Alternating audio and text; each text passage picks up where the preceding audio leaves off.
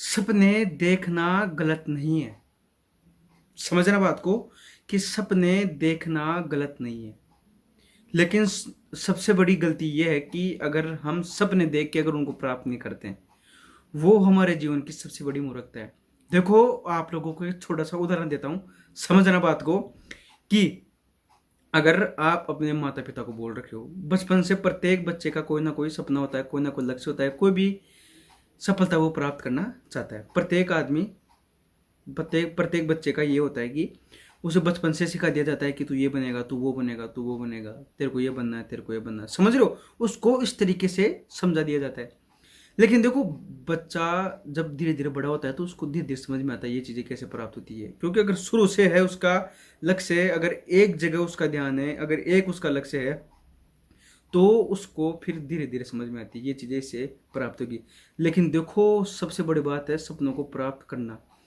अगर आप अपने माता पिता को बोल रखे हो कि मैं आपके लिए वो कर दूंगा, मैं आपके लिए वो कर दूंगा, आपको बड़ी अच्छी सुविधा दूंगा, तो देखो, अगर आप लोग बोल तो दिए वो सही है। सपने देखना ही है एक तरीके से कि आप अपने माता पिता को ये चीज़ बोल तो दिए कि ये बात बिल्कुल सही है। मान लिया कि आपने बोल दिया, लेकिन अगर आप लोग उनको प्राप्त करके ये चीज़ें नहीं दे सकते, अगर आप लोग उनको ये चीज़ें नहीं दे सकते, अगर आपने उनसे वादा किया है, तो आपका फर्ज बनता है कि आप लोग अपने माता पिता को ये चीज़ें उपलब्ध करवाओ। समझ रहे हो भाई साहब? ये चीज़ मैं आप लोगों को इसलिए बोल रहा हूँ क्योंकि अगर आपने वचन दिया है तो आपको ही निभाना पड़ेगा। या तो वचन मत दो अपने माता पिता को, झूठे सपने दिखाओ मत।